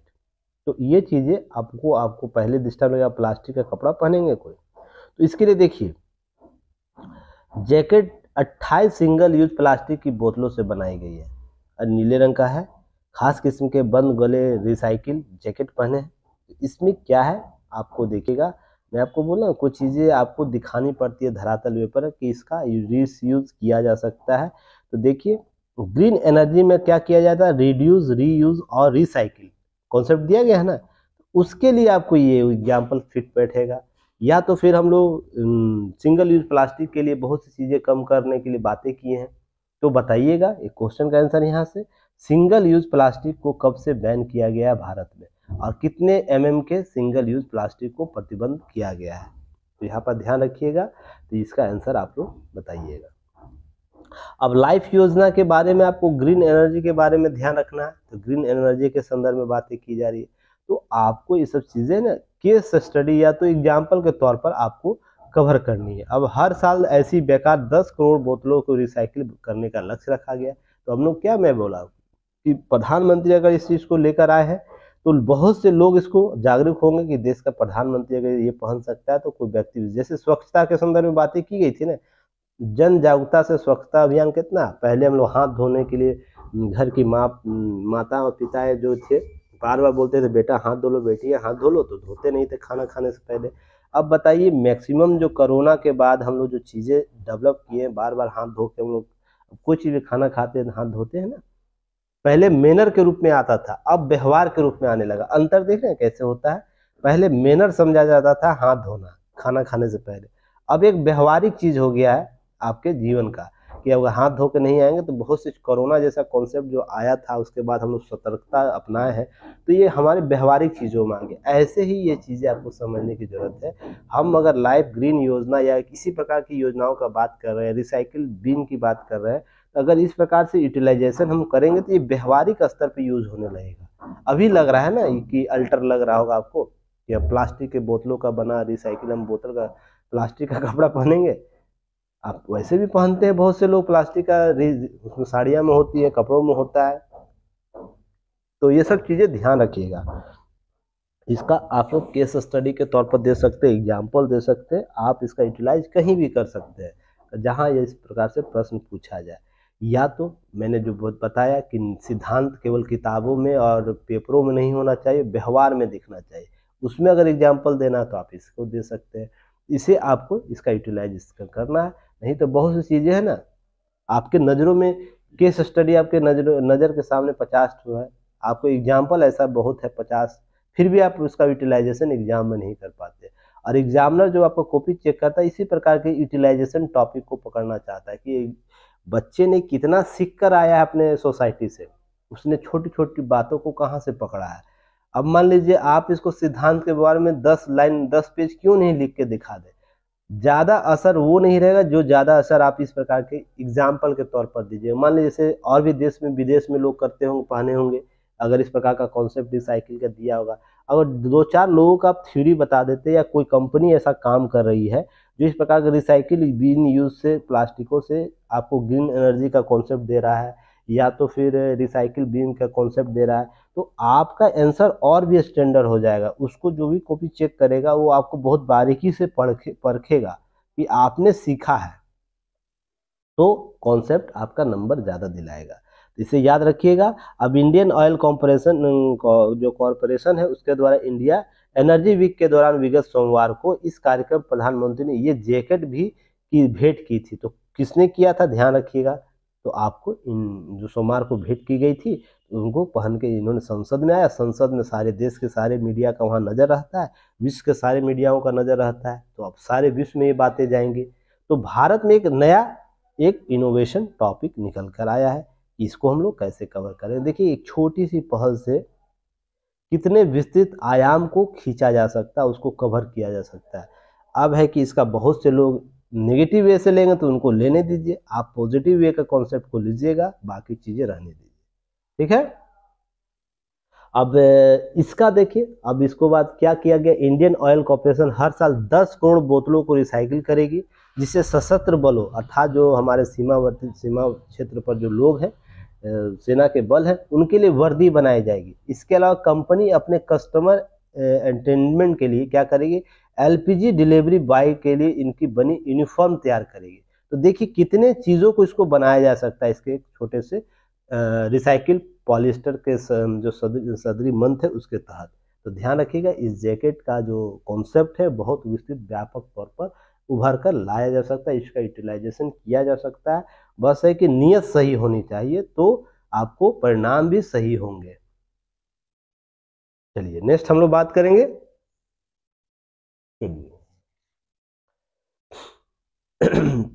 चीन सीमा पर ऊंचे स्तर पर टनल बना रहा है भारत, तो इसे भी आप लोग एक बार देख लीजिएगा। अरुणाचल प्रदेश के तवांग जिले में किया जा रहा सुरंग का निर्माण, तो ये जल्द ही शुरू होगा। 135 किलोमीटर लंबे सड़क मार्ग का यह आधार होगा, जिसे लद्दाख स्थित चुशुल से लेकर डेमचक के बीच यह रहेगा। तो यह रणनीतिक दृष्टिकोण से यह बहुत ही महत्वपूर्ण है। सिक्किम तक पूर्वोत्तर अरुणाचल प्रदेश स्थित जो एलएसी है उस तक रणनीतिक दृष्टिकोण महत्वपूर्ण होगा। तो चलिए एक क्वेश्चन का आंसर दीजिए कि एलएसी किन किन भारतीय राज्यों और चीन की सीमाओं के बीच है। एलएसी इसका निर्धारण कब हुआ है, सभी पर चर्चा मैं पहले कर चुका हूँ। हाल ही के वीडियो में जब था उसमें भी मैं मैप के तहत बताया हूँ एलएसी विवाद क्या है और हाल में एलएसी उल्लंघन कौन कौन से किए गए हैं। ये सब प्रश्न आपको आंसर में दे देना है। और ये सब चर्चा लगातार 1 वर्ष से किया जा रहा है, ये सब चर्चा में, तो ये सब चीज़ों को अब कवर करना है। अब देखिए तवांग जिले भारत चीन सीमा पर लगभग 13,000 फीट ऊंचे पर निर्माण किया जा रहा है, तो इसे भी ऊंचाई याद रखना है, ठीक है, इसको कवर करना। तो एक प्रश्न का उत्तर और देना है आपको कि सबसे ऊंचा आपको सुरंग कौन सा है ऊंचाई पर स्थित। तो मैं आपको हिंट देता हूँ, लगभग 16,000 से 23,000 फीट के बीच होना चाहिए। बस आपको याद रखना ये कितना होगा सबसे ऊंचा पर आपको सुरंग वर्तमान में कौन है भारत का, तो इसे भी याद रखना है। चलिए बहुत से आंकड़े यहाँ दिए गए हैं, उसे आप लोग यूटिलाइज कर सकते हैं। बाकी चीज़ें तो देखिए आंकड़ों का खेल ही है ना। देखिए 2022 के बीच कितना किलोमीटर लंबे सड़क मार्ग का निर्माण किया जा चुका है वर्ष 2004 से 22 के बीच में। पिछले 8 वर्षों में लगभग 22,000 मीटर पुलों का निर्माण किया जा चुका है। ये सब आंकड़े आपको इंफ्रास्ट्रक्चर डेवलपमेंट में आपको काम करेगा। BRO जो कॉन्सेप्ट है, BRO जो सीमावर्ती बॉर्डर जो सिक्योरिटी जो निर्माण करती है इंफ्रास्ट्रक्चर को, उसके बारे में आपको जानकारी होनी चाहिए। तो ये सब प्रश्न बार बार मैं पूछता हूँ तो आप लोगों को प्रश्न आ जाएगा। और UPSC ने BRO के संदर्भ में प्रश्न पूछा है तो आपको तो स्टेट PCS वालों को और भी तरीके से देखना चाहिए। ये सब चीज़ें आपको कवर कर लेनी है, ठीक है। चलिए नेक्स्ट हम लोग बात करेंगे, नीचे आ जाएगा। तब तक चैनल को जरूर शेयर सब्सक्राइब करते रहिए और सपोर्ट बनाए रखिए युक्ति आइज के साथ, और भी चीज़ें आपको देनी चाहिए। देखिए चंडीगढ़ में कल एक विवाद हुआ था। लोग बेअदबी मामलों में इंसाफ और बंदी सिखों की रिहाई के मांग को लेकर चंडीगढ़ मोहाली जो सीमा है वहां पर कौमी इंसाफ मोर्चा के आंदोलन बुधवार को हिंसक हो गया। नाम है कौमी इंसाफ, पर यहाँ पर हिंसा तलवारबाजी के साथ की जा रही है और पुलिसकर्मियों को ट्रैक्टर और घोड़े के चढ़ाने की कोशिश की जा रही है। इसका वीडियो आप लोग देखिए, समझ में आएगा बहुत सी चीज़ें। जब भीड़ अनियंत्रित हो जाती तो प्रशासन मौक दृष्टि से होकर खड़ा होकर देखता है। तो यहाँ पर मैं ये चीज़ें बोल सकता हूँ, कोई भी आपको कोई भी व्यक्ति विशेष को इस प्रकार से एकत्रित होने की अनुशंसा नहीं दी जाती, परमिशन नहीं दिया जाए। जहाँ पर इस प्रकार के तलवार से लेकर डंडा से लेकर लोग आते हैं, सख्त परमिशन नहीं देनी चाहिए थी सबको, पर फिर भी मिला। तो ये सब घटनाएं होंगी ही, क्योंकि भीड़ को अनियंत्रित भीड़ को कंट्रोल करना बहुत ही दुष्कर काम होता है। या जो भी शासन प्रशासन उसके लिए बहुत सी चीज़ें उभर कर सामने आ जाता है। ये सब चीज़ें आपको ध्यान रखना है। अब धारा 144 लगा दिया गया है, तो ये सब चीज़ें आपको, अब यहाँ पर एक प्रश्न आएगा धारा 144 क्या होता है। तो मैंने आपको पहले भी धारा 144 के बारे में चर्चा किया हूँ, तो आप लोगों को बताना है कि धारा 144 कब लगाया जाता है, इस पर शक्ति क्या होती है, DM की शक्ति क्या होती है धारा 144 में। इसको धारा 144 लगा देंगे तो कौन कौन से मौलिक अधिकार आपके रोके जा सकते हैं तत्काल के लिए, इतना प्रश्न का उत्तर आपको बताना है। चलिए, और इस पर मैं पहले भी चर्चा किया हूँ। जो भी प्रश्न पूछा जाता है उस पर पहले चर्चा की जा चुकी होती है, और इसलिए पूछी जाती है कि आप लोगों को रिकॉल होता चले। अरे ये सब छोटी छोटी बातें हैं पर मोटी बातें। एग्जाम में देखिए ये सब आप ध्यान दे के पढ़ के जाइएगा नहीं कि अब धारा 144 से स्पेशली पढ़ के जाइएगा। बताइए, जब UPSC का एग्जाम होगा या स्टेट PCS एग्जाम होगा तो नहीं ना। पर इसके कॉन्सेप्ट आपको जरूर पूछ देंगे, पूछा जा सकता है, वो PT में हो या मेंस में हो, तो आपको वो सब चीज़ें रिकॉल करते चलनी है। बस पहले के लिखे पेज को पलटते चलना है। अब देखिए एक न्यूज़ और है, 3 तलाक कानून पर कार्रवाई से डर से सुलह कर रहे हैं पति। उससे पहले इस वीडियो को, इसको एनालिसिस करने से पहले एक वीडियो मैंने कल आप लोग को शेयर किया था। ये पाकिस्तान का वीडियो था, भारत का वीडियो नहीं था, वो पाकिस्तान का वीडियो था, जहाँ पर एक महिला के 25 बच्चे हैं, मुस्लिम महिला के। अब मैं किसी खास पंथ खास धर्म के बारे में कुछ बातें नहीं कर रहा हूँ, बस यहाँ पर व्यवहारिक चीज़ों को बात कर रहा हूँ। कोई देश अगर अभी माली हालत उसका खराब है, उसके पीछे जनसंख्या किस प्रकार से अगर हावी है, तो इसका उदाहरण आप लोग दे सकते हैं। अशिक्षा किस प्रकार से हावी, इसका एग्जाम्पल दे सकते हैं। मानवीय व्यवहार, मानवीय संसाधन कैसे कम मिल रहे होंगे उसको। अब उसके वीडियो में उसके बच्चे को देखिएगा, 25 बच्चे को। अब धार्मिक आधार पर छूट दी गई है कि आप बच्चे पैदा कर सकते हैं, इस प्रकार से चीज़ें की जा सकती है, पर इसका मतलब यह बिल्कुल भी नहीं है कि आपकी नैतिक जिम्मेवारी समाज के प्रति से हट जाएगी। समाज को सभ्य बनाने के लिए आपके मौलिक अधिकार से अधिक कर्तव्य इंपॉर्टेंट है ना।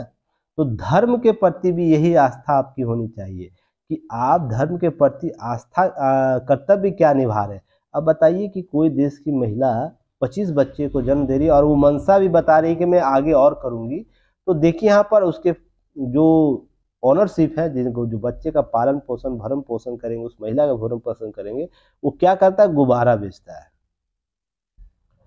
कोई पेशा खराब बुरा नहीं है, पर बोलिएगा इस जो 25 बच्चे हैं उसका सर्वांगीण विकास कभी हो सकेगा? सोच के देखिएगा, अपने से खुद से प्रश्न कीजिएगा।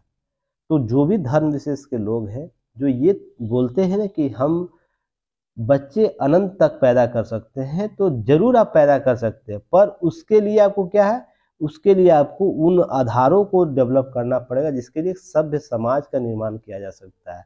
यह बिल्कुल भी नहीं है कि सभ्य समाज के ताक पर रख कर आपके अपनी धार्मिक आस्थाओं की पूर्ति करें। यह बिल्कुल भी आपका नैतिक जिम्मेवारी को जस्टिफाई नहीं करेगा। नहीं तो आप न धर्म के रह पाइएगा न समाज का रह पाइएगा। क्यों? क्योंकि आप अपने इन चीज़ों को लेकर दूसरे के लिए खतरा बन जाइएगा। अब इसी को देखा देखी और भी महिलाएं होंगी इसी तरफ, और भी कपल्स और भी परिवार ऐसे ही डेवलप होगा। तो आप देखते होंगे पाकिस्तान के गुर्बत होने का सबसे बड़ा कारण यह एक आइडियोलॉजी भी है। यह भी आइडियोलॉजी है। आप लोग बार बार वीडियो देखते हैं, इसलिए केस स्टडी के तौर पर इसे आप पुट कर सकते हैं कि भारत में जनसंख्या नियंत्रण की बात की जाती है, जहां पर 140 करोड़ जनसंख्या अभी भी बढ़ोतरी हो रहा है। तो उसके लिए जनसंख्या नियंत्रण की नीतियों को किस रूप से लागू किया जा सकता है, क्यों जरूरी है इस प्रकार का नियंत्रण। हालांकि और भी लोग ऐसे कर रहे हैं कि हमारे यहाँ जनसंख्या कम है, 1 से 2 बच्चे हो रहे हैं, पर अन्य लोगों के लिए क्या ऐसे जायज है? आप पर कोई दबाव नहीं डाल रहा है, पर आपका मौलिक कर्तव्य भी तो होना चाहिए समाज के प्रति, आपके वर्ग के प्रति, आपके धर्म के प्रति। नहीं तो होगा क्या कि इस प्रकार की घटनाएं, गुर्बत आपको देश पर आएगा, और देश कहीं कमजोर हुआ तो आप कमजोर होइएगा, आपका विषाद समाप्त हो जाएगा। तो धर्म सबसे लास्ट में आके चीजें जस्टिफाई करेगी। नहीं तो देश है ना, आज देखिए पाकिस्तान, अगर मान लीजिए पाकिस्तान मजबूत होता तो क्या उसके देश के प्रधानमंत्री को, राष्ट्रपति को किसी दूसरे पास जाके हाथ फैलाना पड़ता कि मुझे कर्ज दे दो? नहीं ना। इसलिए कंट्रोल जनसंख्या होनी बहुत जरूरी है। तो उसका यूटिलाइजेशन भी बेहतर तरीके से हो जाएगा, उसे अवसर भी बेहतर तरीके से मिलेगा। ये सब चीज़ें आपको जानकारी में होनी चाहिए। इसलिए केस स्टडी के तौर पर मैंने कल ग्रुप में आप लोग को लिख के भी भेजा था, जनसंख्या नीतियों के संदर्भ में उसे देखना है। अब इसको किसी अन्य रूप से नहीं लेना है कि मैंने क्या किया है कि आपको किसी धर्म विशेष के लोगों के विपरीत भेजा है, क्योंकि आपका भी एक कर्तव्य है। मैं हमेशा बोलता हूँ कि मौलिक अधिकार से अधिक कर्तव्य की निष्ठा होनी चाहिए। कर्तव्य अगर आप बेहतर तरीके से यूज करते, यूटिलाइज करते, तो उससे क्या होगा कि राज्य की एजेंसियां कभी आप पर दबाव नहीं डालेगी। नहीं, दबाव जैसे डालेगी कि युक्त प्रतिबंध लाएगी, युक्त प्रतिबंध लाएगी तो आपके मौलिक अधिकार का हनन होगा। और राज्य के पास ऐसे ऑथराइजेशन है जिसके आधार पर अपने मौलिक अधिकारों को रोक सकती है। ध्यान रखिएगा, आपके मौलिक अधिकारों को रोक सकती है। अब मान लीजिए जनसंख्या नियंत्रण ला ही दिया, तो क्या आपके पास वो अधिकार रहेंगे जो आपके पास वर्तमान में है? क्योंकि एक समस्या उत्पन्न हो जाएगी। मान लीजिए जब 180 करोड़ जनसंख्या, 190 करोड़, 2 अरब जनसंख्या भारत की हो जाएगी अगले से 5 से 10 साल मान के चलिए, तो सरकार मजबूर हो जाएगी, सरकार की सारी एजेंसियां इस प्रकार का रेगुलेशन लाने के लिए। और जिस वर्ग में ज़्यादा होगा जनसंख्या, उसी वर्ग को कंट्रोल किया जाएगा ना। तो टारगेटेड भी आपको नियम आ सकते हैं, एक होलिस्टिक नियम आ सकते हैं। तो होलिस्टिक में सभी आएंगे, तो दोनों को संतुलित करने का प्रयास करेगा। इसलिए तो आप तब मौलिक अधिकार का दावा करेंगे तो क्या होगा कि समस्याएं आपकी नहीं सुनी जाएगी, आपकी समस्याएं आपके साइड में रख दी, राज्य की समस्याएं सुनी जाएगी, समूह की समस्या समझी जाएगी, समाज की समस्या सुनी जाएगी राज्य की एजेंसियों द्वारा। इसलिए ये केस स्टडी के तौर पर आप इसे यूज कर सकते हैं। अब इसी तरह 3 तलाक का मुद्दा था, तो केस स्टडी के तौर पर आप इसे देखिएगा। 2018 में कानून बना, अब तक लगभग 7616 मामले आ चुके हैं, जिस पर कुछ प्रतिनिर्णय हुए हैं, उसे आप लोग को देखना है। पीड़ित मुस्लिम महिलाओं के विवाह अधिकार संरक्षण अधिनियम 2019 का सहारा लेना पड़ा है। बहुत सी महिलाएं, बहुत सी चीज़ें आपको उभर कर सामने आई थी। यहाँ पर यह ध्यान रखना है कि 16% मामलों में पुलिस ने लगाई अंतिम रिपोर्ट। ध्यान रखिएगा, लगातार रिपोर्ट बढ़ रही है, चीज़ें आपको ध्यान में रखने की जरूरत है।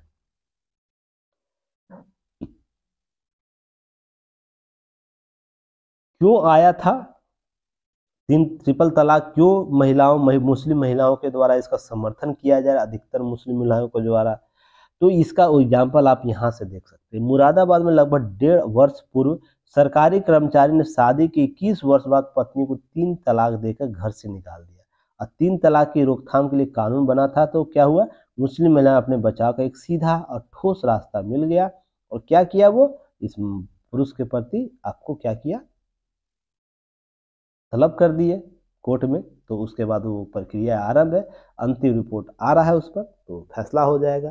तो देखिए, मैं यहाँ ये नहीं बोल रहा हूँ कि यहाँ पर धार्मिक रूप से इसका आकलन किया, यहाँ पर आकलन आपको क्या करना है, महिला और महिला अधिकारों से आकलन करना, महिला और महिला अधिकारों से आकलन करना है। अब भारत में रह रहा है, भारत में जो भी लोग रह रहे हैं उनका आकलन विधि द्वारा स्थापित प्रक्रिया के तहत ही किया जाएगा। वो मुस्लिम हो, हिंदू हो, सिख हो या ईसाई हो या कोई और भी पंथ आपको जुड़े व्यक्ति क्यों नहीं हो, सबका आधार क्या होगा, विधि द्वारा स्थापित प्रक्रिया से होगा। और समानता का अधिकार सबको मिलना चाहिए, ये सबसे इम्पोर्टेंट पार्ट है। तो इसे आपको आंकड़े के तौर पर आपको यहाँ दिया हुआ है, सारे आंकड़े को एग्जाम्पल के तौर पर लिखा जा सकता है, समझा जा सकता है। इसके क्या ड्रॉबैक आया है, क्या फीडबैक आया है, क्या इसका पॉजिटिव इम्पैक्ट आया है। तो देखिए, पहले एक भी रिपोर्ट नहीं होता था, अब लगातार 7600 मुकदमे दर्ज किए गए हैं। इससे क्या होगा कि महिला समानता बढ़ोतरी होगी, महिलाओं का सम्मान बढ़ेगा। अब जो मुस्लिम पुरुष है वो अनायास इस प्रकार के देते थे, अब मान लीजिए ट्रिपल तलाक के तरीके जायज हो सकते हैं, तरीके जो अपनाने का तरीका है 3 तलाक का, वो प्रक्रिया जायज है, पर जो अपनाई जाने वाली प्रक्रिया है वो गलत थी। अब लोग व्हाट्सएप पर दे रहे हैं 3 तलाक, लेटर लिख के भेज रहे हैं 3 तलाक, लगता है नहीं 3 तलाक ना हो का मजाक का कोई कॉन्सेप्ट आ गया है। और कुरान में या तो उनके धार्मिक ग्रंथों जो तलाक की प्रक्रिया, उसके लिए एक प्रोसेस बताया गया, उस प्रोसेस को लोग फॉलो नहीं कर रहे। 3 प्रोसेस, 3 स्टेज के प्रोसेस होते हैं, उसको ना अपना के क्या करता है, डायरेक्ट 3 तलाक एक साथ बोल के चीज़ों को, और उसके बाद जो भी लोग उससे प्रताड़ित होते हैं, महिला प्रताड़ित, उसके लिए कोई मुआवजा का नहीं है, उसको दर दर भटकने के लिए बातें कर दी जाती है। ये सब चीज़ें क्या होता है, आपको समाज को कहीं ना कहीं कमज़ोर करता है। और कहीं ना कहीं मुस्लिम परिवारों में यह एक बहुत बड़ी समस्या के तौर पर देखने को मिलता था, महिला सम्मान से लेकर। तो ये जब आया है तो उसके बाद चीज़ें कुछ उभरी है, लोग सजग हो रहे हैं। लोग जो तलाक इस प्रकार से देते थे ना, ऐसा नहीं कि अभी तलाक देना वहाँ पर बंद हो गया इस प्रकार से। आप एक प्रक्रिया, उसको उचित प्रक्रिया उसको अपनाइए, दीजिए, जैसे हिंदुओं में है या अन्य पंथों में, हिंदू धर्म में है या अन्य पंथों में है। तो ये सब चीज़ों को ध्यान में रखना है। एक विधि द्वारा स्थापित प्रक्रिया के तहत ही कोई चीज़ें कॉन्सेप्ट डेवलप हो सकती है, बस इसको याद रखना है। चलिए नेक्स्ट हम लोग बात करेंगे एक और, देखिए महिला समानता से, मुस्लिम महिला समानता से एक कॉन्सेप्ट आया है। अब मैं आप लोग बार बार बोलता था ना कि कोई भी सुधार लाना है, कोई भी सुधार लाना है किसी भी बालक में, महिला में या किसी प्रकार के सामाजिक उत्थान के लिए, उसी वर्ग से आना चाहिए। अगर आएगा तो विवाद नहीं होगा, अगर नहीं तो राज्य की एजेंसियां लाने की कोशिश करेगी। तो सिंपल सा फंडा आप जानिए, युक्ति प्रतिबंध आप पर लगा देगा। उसके बाद आप धार्मिक दुहाई कितनी भी देती रहिए, पर राज्य की एजेंसियां नहीं सुनेंगी, क्योंकि राज्य का मोटो क्या है, राज्य के उद्देश्यों का मोटो यह है कि समानता लाना, लोक कल्याण का राज्य को स्थापना करना, विधि द्वारा स्थापित प्रक्रियाओं को लाना है। तो ये मंशा राज्य की है। तो राज्य इन मंशाओं को पूर्ति करने के लिए ये सब कदम उठाएगा। तो जब उठाएगा तो आप किसी भी धार्मिक संप्रदाय से क्यों नहीं हो, आप में क्यों नहीं किसी प्रकार के मौल। अब मान लीजिए बहुत से हिंदू रीति रिवाजों में महिलाओं का प्रवेश वर्जित था, अभी भी बहुत जगह है, पर ऐसा क्या न्यायालय ने ऐसा नहीं किया कि उसके लिए रोक लगाई कि नहीं, महिलाओं का होना चाहिए। अब उन महिलाओं पर ही डिपेंड करता है उसको रेगुलेशन कैसे करेंगे। इसलिए देखिए यहाँ पर न्यायालय में जो बातें की गई थी, देखिए in all India Muslim personal law board ने बुधवार को सुप्रीम कोर्ट में बताया कि मस्जिदों में महिलाओं का नमाज जो है पढ़ने पर कोई पाबंदी नहीं है। इससे पहले दरकिनार लोग करते थे। अब यह जो कॉन्सेप्ट है, यह जो पर्सनल लॉ बोर्ड है, अगर ये अनुशंसा किया, ये बातें बोल रहा है, तो बहुत से लोग जो होंगे, छोटे छोटे मस्जिद जहाँ पर रेगुलेट होते होंगे ये सब चीज़ों से, तो क्या होंगे कि अब है ना, महिला अपने अधिकारों के संदर्भ में उनको भी अधिकार होना चाहिए, अपने जो अपने इष्ट है उनसे बात करने के, उनसे अपनी याचनाएं करने के लिए। तो ये सब चीज़ें होनी चाहिए। देखिए मैं हमेशा बोलता हूँ, आपको प्रगतिशील समाज का निर्माण करना चाहिए, प्रगतिशील समाज का निर्माण करना चाहिए। मैं आपको हमेशा बोलता हूँ, सभी धर्मों का निर्माण, सभी पंथों का निर्माण कहीं ना कहीं कबीलाई कॉन्सेप्ट से डेवलप हुआ है। हम पहले क्या थे, एक कबीलाई कॉन्सेप्ट में थे, छोटे छोटे, और इसके बाहर क्या क्या था, बहुत से चीज़ों को डेवलप, हमको संतुलित करने, संगठित करने के लिए नियम कानून, कठोर नियम कानून बनाए गए थे। हम लोग जैसे एक्सप्लोर हुए, बाहर निकले इन सब चीज़ों से, एक बेहतर समाज, बेहतर उन्नत समाज का निर्माण किए, तो उनमें प्रगतिशील कॉन्सेप्ट डेवलप हुआ। पर कुछ खास धर्म, खास पंथ इसको अभी तक अडॉप्ट नहीं किए हैं। बहुत से ऐसे ईसाइयों में भी है, मुस्लिमों में इस प्रकार के यूटिलाइज। अब मान लीजिए हमारे यहाँ सती प्रथा कभी बुरी मानी जाती थी, तो उसको हम लोग अंग्रेज के काल से हमारे लोगों के द्वारा मांग उठाई गई, नहीं सती प्रथा को रोकना है। तो ये सब चीजें आपको ध्यान रखिए, उन्हीं लोगों से उठाया जा रहा है। और आज सती प्रथा का कॉन्सेप्ट है नहीं, न के बराबर है। तो इसी प्रकार से बाल बाल मृत्यु दर, बाल जो हत्या होती थी, वध क्या थे, आपको ये भी दिया जाता है ना, बलि दी जाती थी, मानव बलि दी जाती थी पहले, बहुत से जनजातियों में हुआ करती थी। तो अब धीरे धीरे समाप्त होना, वैसे ही आप में भी धीरे धीरे ये सब चीज़ों को लाना होगा, तो ही एक प्रगतिशील समाज का निर्माण किया जा सकता है। और ये सब चीज़ें मैं आपको क्यों बोल रहा हूँ, क्यों होना चाहिए, आपको क्यों इसका दावा करना चाहिए एक एस्पिरेंट के तौर पर, इसलिए कि मान लीजिए 2022 20 2200 या 2300 में हम लोग जब प्रवेश करेंगे, या तो और भी आने वाले 100-200 सालों बाद, क्या इस प्रकार के कॉन्सेप्ट जिंदा रह सकते हैं? खुद सोच के देखिए, जिंदा रह सकते हैं जहाँ पर हम अति आधुनिक वाले युग में रहेंगे। यहाँ पर उस समय धर्म मौलिक हो जाएगा, ध्यान रखिएगा, मौलिक बातों को ही समझा जाएगा कि उसमें क्या आधार है। उसके बाद केवल एक हमें संगठित करने के नाम मात्र का ये कॉन्सेप्ट बना रहेगा। तो महिलाओं को अधिकार होना चाहिए, अन्य लोगों को अधिकार होना चाहिए, साथ ही जो भी चीज़ें हैं उसको समानता के रूप में बातें की जानी चाहिए। नहीं तो विरोध आपके ही वर्ग में, आपके लोगों के द्वारा कर दिया जाएगा, तो पता चलेगा कि आप पर ही प्रश्न चिन्ह खड़ा हो जाएगा, आपकी आस्थाओं पर। तो इसलिए राज्य को कभी भी इस पर एंट्री मत करने दीजिए, वो हिंदू समाज हो, या तो मुस्लिम समाज हो, या तो ईसाई समाज हो, सिख हो, कोई भी, स्वयं उनके ही वर्गों के द्वारा सुधार कर दिया जाए तो राज्य कभी आएगा ही नहीं, आपके आसपास फटकेगा भी नहीं। राज्य को क्या चाहिए? राज्य को चाहिए बस सदाचार चाहिए, स्वास्थ्य चाहिए, और कानून और व्यवस्था ठीक रहना चाहिए। राज्य आपके पास, आपके आसपास भी नहीं भटकेगा। यहाँ पर जो भी मेरे यहाँ सुन रहे होंगे मेरे वीडियो को, आप ही सोच के देखिए कितने ऐसे घर परिवार में राज्य के द्वारा या राज्य की कोई एजेंसी के द्वारा आज तक आपके घर में या पूरे जिसका बैकग्राउंड ऐसा नहीं रहा, क्रिमिनल बैकग्राउंड नहीं रहा, इस प्रकार से इन के पराक्रम कुछ काम नहीं किए होंगे, किसी प्रकार का सदाचार का सदाचार, स्वास्थ्य या कानून व्यवस्था को उल्लंघन नहीं किया, राज्य की एजेंसी या पुलिस या तो कोई एजेंसी आपके दरवाजे पर आई होंगी। आप ही एग्जाम्पल के तौर पर मुझे कमेंट सेक्शन में बताइएगा। जो लोग करेंगे राज्य तुरंत पहुंच जाएगी, तो आप फिर सवाल या निशान कीजिए, आपको प्रताड़ित किया जा रहा है। एकदम ध्यान ये रखना है, आप पढ़े लिखे समाज का निर्माण करने जा रहे हैं। पहले क्या था उसको ध्यान नहीं रखना, पहले सारे लोग इसी तरह से, कौन सबसे पहले प्रगतिशील बना है वही सबसे ज़्यादा मजबूत होगा। तो इस चीज़ को ध्यान रखिएगा, राज्य को कभी भी अपने दरवाजे तक नहीं आने दीजिए। अपनी समस्याओं को है ना, राज्य तक पहुंचने ही नहीं दीजिए, राज्य की एजेंसियों का। अब मैं राज्य बार बार बोल रहा हूं, तो राज्य का मतलब आप लोग समझ रहे होंगे, आर्टिकल 12 और 36 के संदर्भ में भारतीय संविधान जो चर्चा की गई है उस राज्य की मैं बात कर रहा हूँ। जो लोग पढ़े होंगे हमसे राज्य के बारे में, वो आप बेहतर तरीके से समझे। कितने लोगों को ये कॉन्सेप्ट समझ में आया, कमेंट सेक्शन में जरूर बताइएगा।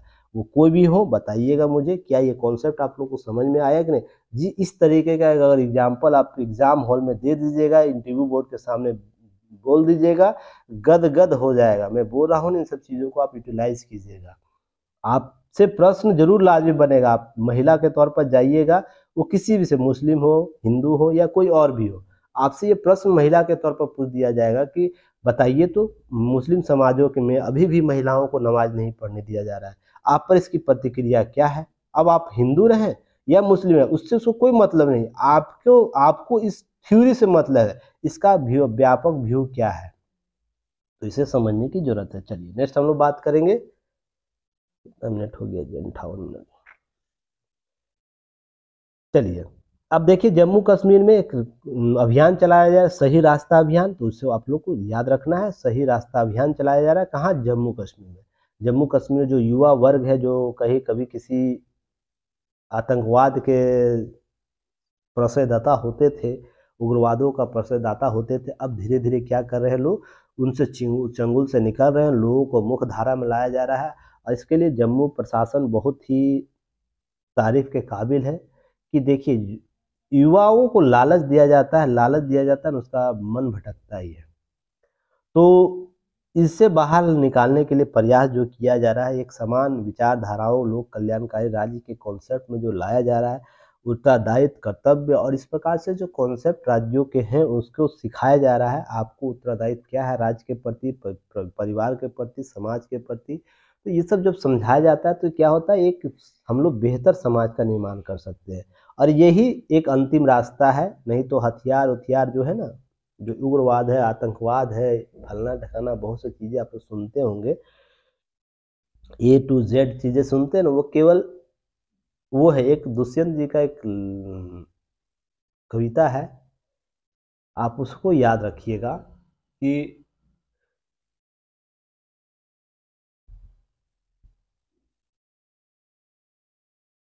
जो जिनके पेट भरे होते हैं ना, पेट भरे होते हैं वही विरोध करते हैं।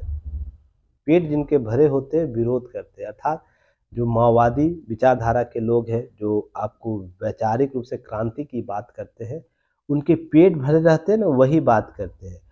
जिनके पेट नहीं भरे रहते ना, वो आलू की खेती करते हैं, अर्थात अन्न उपजाने की बात करते हैं। आलू का मतलब यहाँ खेती की बात की गई थी। वो मेहनत करते हैं, कमोबेश मेहनत करते हैं अपने बेहतरी के लिए। और जिनके पेट भरे होते हैं ना, उनके है ना विरोध और प्रदर्शन करवाते हैं। इस प्रकार के उग्रवादी, माओवादी इस प्रकार कॉन्सेप्ट को लाते हैं, आतंकवादी कॉन्सेप्ट को लाते हैं। और देखिएगा यही दोनों तरक्की में रहता है। ये जो वर्ग हुआ तरक्की में हुआ, एक बहुत बड़े विचारक रहे हैं दुष्यंत कुमार, उनका एक कॉन्सेप्ट यह है। तो ध्यान यह रखना, इन सब चीज़ों को कवर किया जा सकता है, ठीक है ना। तो आगे हम लोग बात करेंगे, चलिए नीचे आ जाएंगे।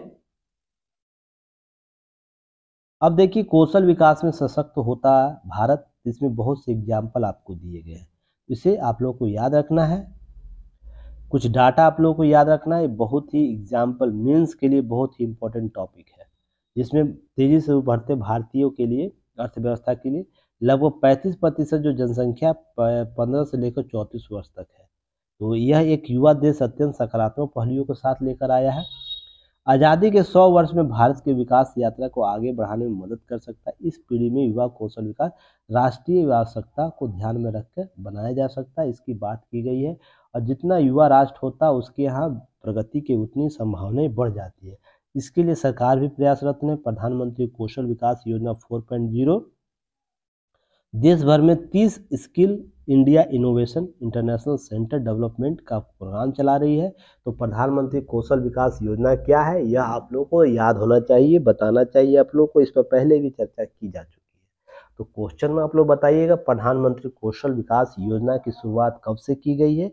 1, 2, 3 जो 1.0, 1, 2.0, 3.0 योजनाओं का कब कब लागू किया गया है, ये सब आपको याद होना चाहिए। उसके लक्ष्य क्या है, उसके टारगेट क्या फिक्स किए गए थे, इस पर डाटा जो दिया गया उसको एक बार यूटिलाइज कर लीजिएगा, लिख लीजिएगा। ऐसे में कौशल विकास जो 4.0 के अंतर्गत coding, artificial intelligence, robotics, IoT, 3D printing, drone, कई तरह के सोशल स्किल, अभी हाल ही में प्रधानमंत्री के द्वारा बातें की गई थी, मैं कुछ दिन पहले भी इस पर एक्सप्लेनेशन किया हूँ कि कौशल जो है अब का कॉन्सेप्ट बदल चुका है। भारत के युवाओं को क्या देना है, AI का जो कॉन्सेप्ट है, आर्टिफिशियल इंटेलिजेंस का, उसके संदर्भ में बहुत सी चीज़ें मार्केट में उभर कर आने वाले समय में हम लोग इन्फॉर्मेशन को लेकर, IT के क्षेत्र में इन्फॉर्मेशन जो है उस पर हम लोग बराज करने वाले। इसके लिए सरकार को भी नए नए आयाम, गेमिंग जो है हाल ही में चर्चा में रहा था, गेमिंग, कोडिंग, डिकोडिंग सब टॉपिक जो प्रधानमंत्री द्वारा जो बताई गई थी उसको ध्यान में रखना है।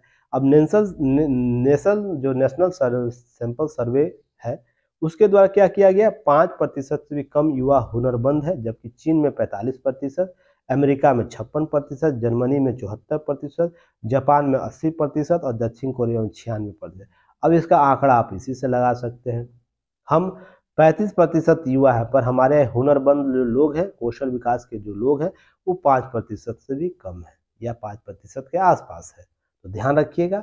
और विश्व में जो जहाँ पर युवा नहीं है, जो युवा के टारगेट से निकल चुके हैं, वहाँ पर हुनरमंद लोगों अर्थात कौशल विकास के संदर्भ में जो लोग हैं, जो कुछ न कुछ एक कौशल कॉन्सेप्ट लेकर चलते हैं, उसमें क्या है, हमारे यहाँ 56%, अमेरिका में 56%, तो चीन में इतना प्रतिशत, सबसे ज़्यादा दक्षिण कोरिया में।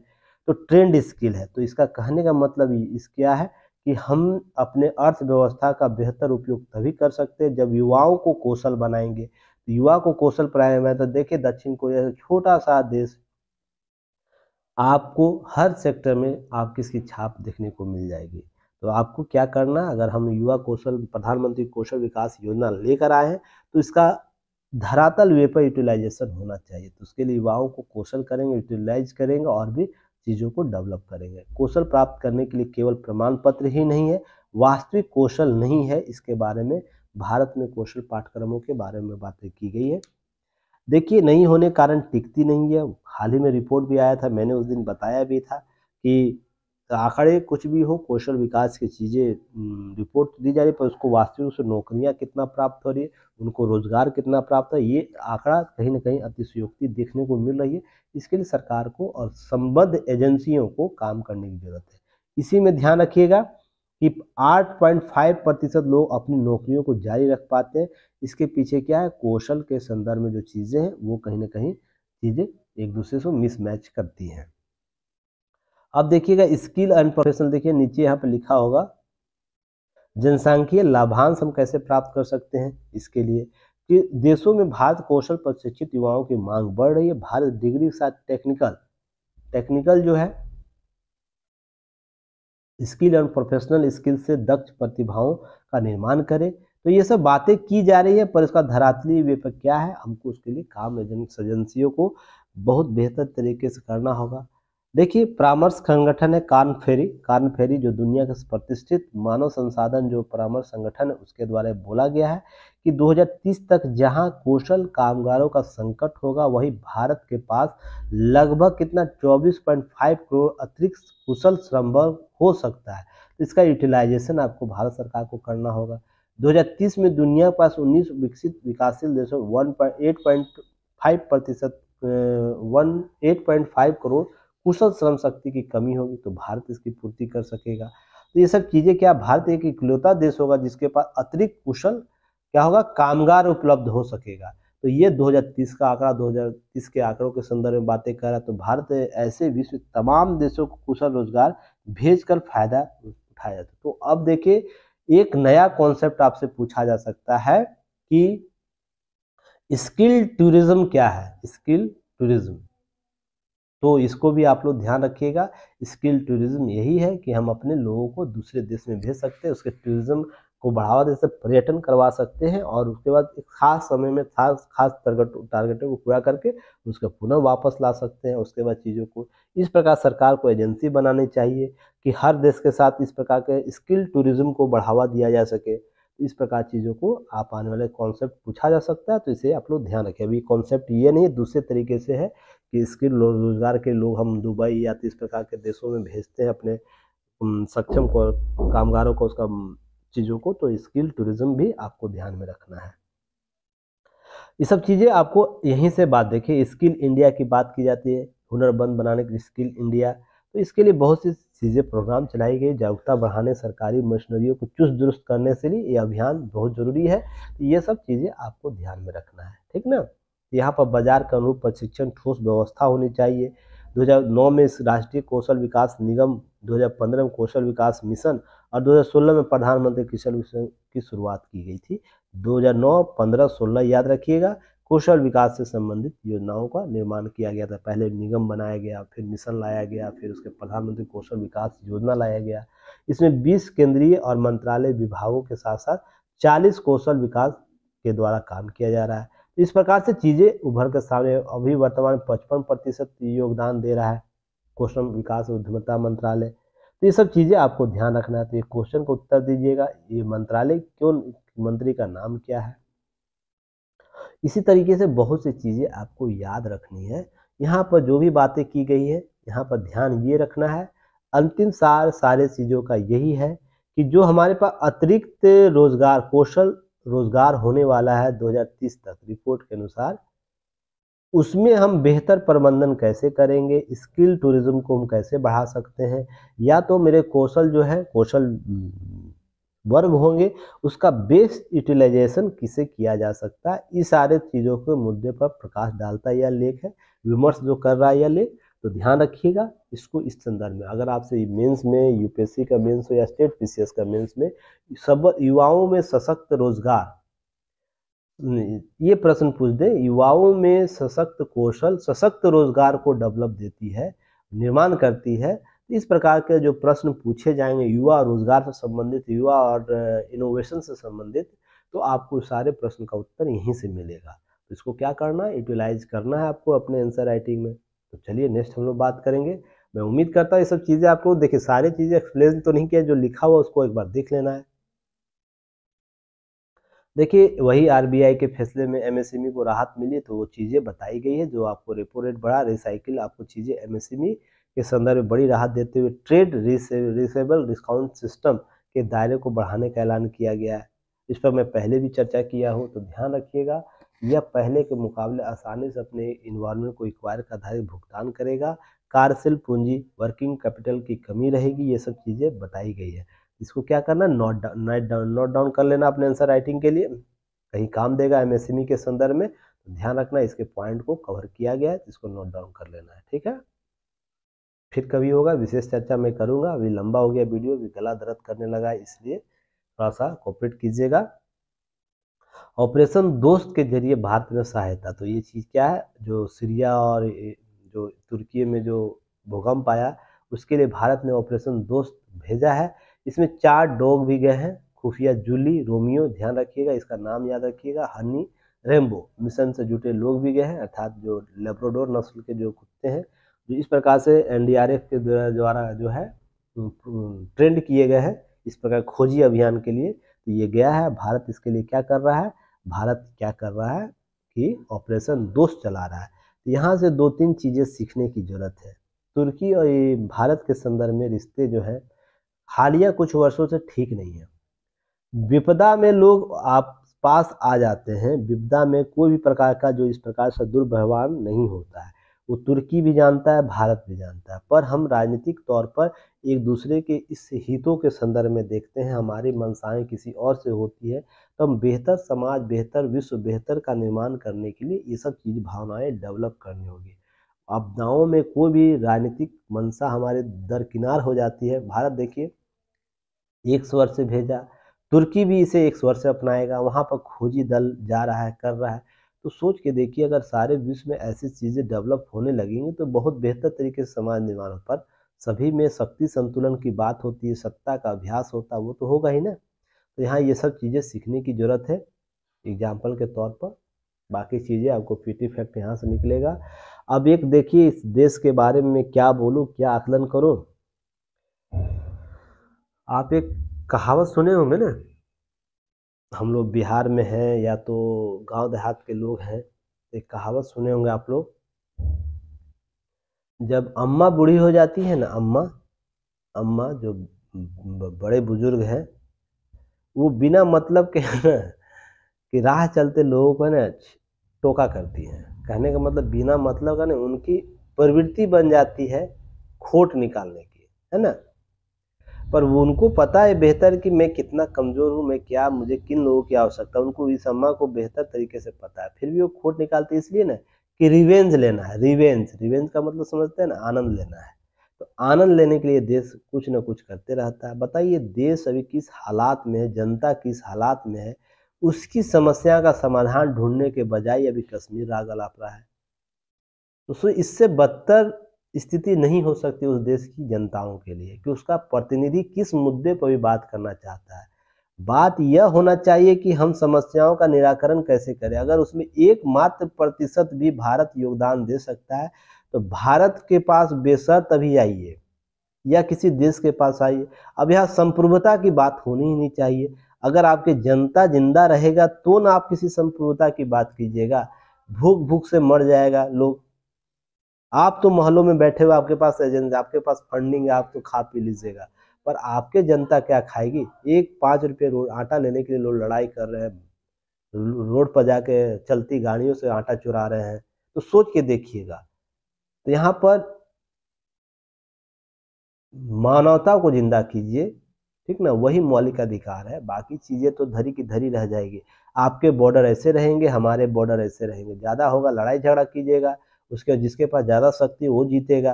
तो आप समझ के देखिए कि आपके पास समस्याएं क्या है, उसका तत्कालिक समाधान क्या करना। और वहाँ की जनता भी इस प्रकार की चीज़ों को टॉलरेट करती, बर्दाश्त करती है। अब क्या किया जाए। वक्त बताएगा पाकिस्तान का क्या होने वाला है। तो चलिए नेक्स्ट हम लोग फिर मिलेंगे कल एक न्यूज एनालिसिस के साथ। चलिए मिलते हैं। जो भी बताया गया उसे यूटिलाइज कीजिए, कोई जो भी प्रश्न पूछा जा रहा है उसका उत्तर दीजिए। ऐप पर आइए, ऐप को डाउनलोड कीजिए, वहाँ पर बहुत सी फैसिलिटी दी जा रही है। 15 के बाद एक नया सीरीज आप लोग को लेकर आएंगे एक नए फैकल्टी के साथ। तो हम लोग जल्द मिलेंगे। तो धन्यवाद, जय हिंद।